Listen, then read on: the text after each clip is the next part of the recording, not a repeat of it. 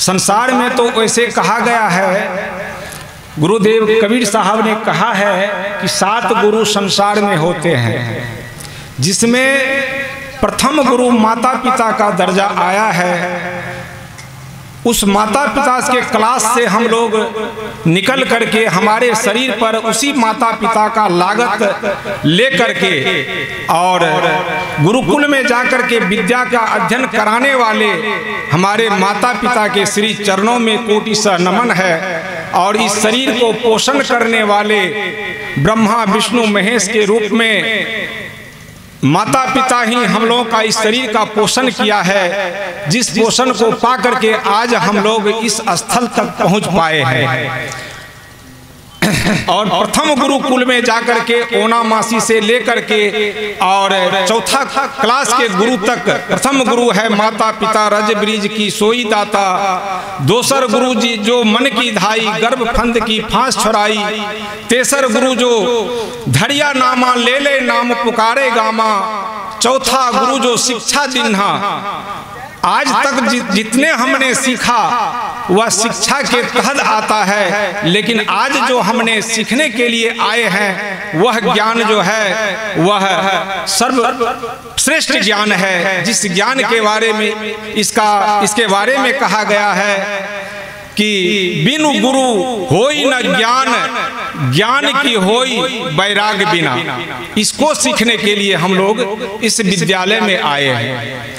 तो इसको सीखने के लिए आए हैं, तो जब तक हम लोग शांति बना करके नहीं सुनेंगे तब तक हम लोग नहीं सीख पाएंगे। इसलिए पंचम गुरु का भी स्थान दिया है कि पंचम गुरु जो वैष्णव किन्हा।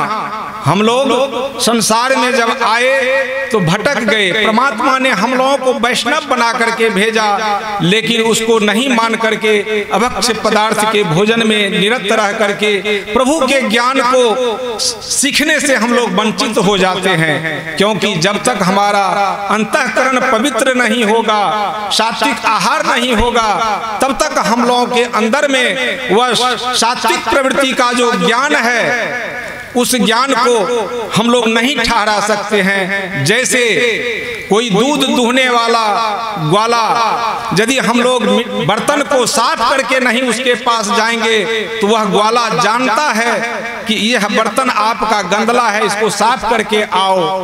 उसी तरह से जब साफ करके हम लोग जाते हैं तब जाकर के उसमें दूध दिया जाता है, लेकिन यह दूध ज्ञान रूपी दूध है, अमृत है। इस अमृत को पान करने के लिए, इस अमृत को ठहराने के लिए हमारा बर्तन जब तक सात्विक नहीं होगा तब तक हम इस बर्तन में इस ज्ञान अमृत रूपी ज्ञान को नहीं ठहरा बसा सकते हैं।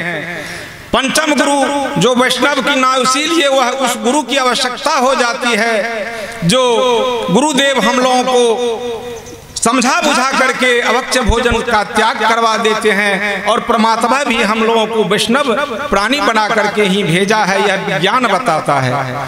आगे छठम गुरु जो ब्रह्मगढ़ तोरा, द्विविधा मेट एक से जोड़ा।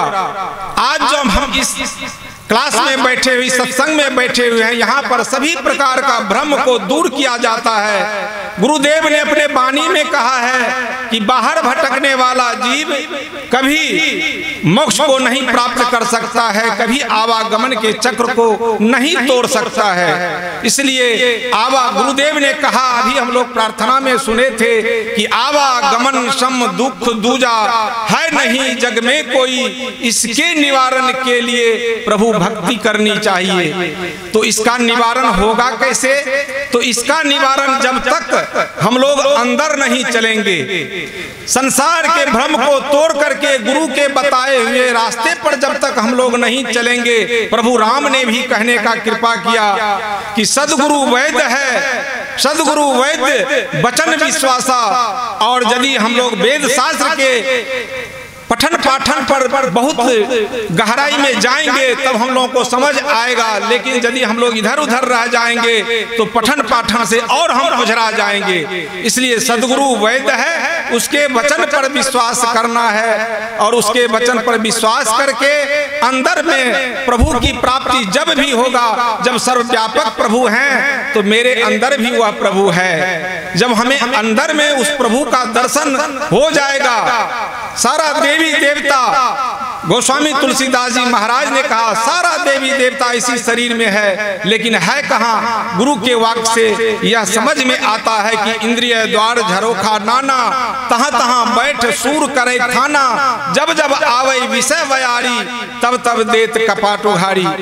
इसी देवी देवता जो हमारे अंदर में देवी देवता है, यह देवी देवता ने हम लोगों का पालन पोषण किया है। जबकि हम लोग जो बाहर में जिस देवी देवता का मनन करते हैं, भजन करते हैं, श्रद्धा करते हैं, उस देवी देवता का हमारे शरीर पर कोई लागत नहीं है। लागत है तो हमारा माता और पिता, जो माता पिता के अंदर में जो 14 देवता इंद्रिय द्वार झरोखा नाना जो बैठा हुआ है, उस देवी देवता का लागत हमारे शरीर में है। तो हम कहाँ जाऊं पूजा करने के लिए, बाहर भटकने के लिए कहाँ जाऊं? जिस श्रद्धा से हम उस मंदिर में भगवान का अर्चना करते हैं, प्रभु का अर्चना करते हैं, क्या हम अपने उस भावना से अपने माता पिता का अर्चना नहीं कर सकते हैं? यदि उस भाव से हम अपने माता पिता को यदि अर्चना करेंगे तो हमारा माता पिता हमारे ऊपर आशीर्वाद से भरपूर दे देंगे, क्योंकि प्रथम गुरु है। प्रथम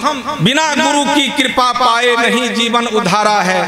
यदि हम ध्यान नहीं देंगे उस माता पिता के बातों पर भी, आज प्रभु राम ने हम लोगों को सिखलाया कि माता पिता का आदेश का पालन करके, और वह 14 वर्ष वन में चले गए, जबकि उसको राजगद्दी होने वाला था, लेकिन उन्होंने अपने आदेश का पालन करके, माता पिता का आदेश का पालन करके स्वेच्छा से चले गए। इसलिए हम लोगों को चाहिए कि माता पिता जो है वह सर्वप्रथम गुरु है या प्रथम सीढ़ी है। यदि हम सीढ़ी से उतर जाएंगे तो मंजिल हम लोगों को नहीं मिलेगा, और मंजिल यदि हम लोगों को नहीं मिलेगा तो आवागमन से हम लोग मुक्त नहीं हो पाएंगे। प्रेम से बोलिए श्री सद्गुरु महाराज की जय, श्री सद्गुरु महाराज की जय, श्री सद्गुरु महाराज की जय।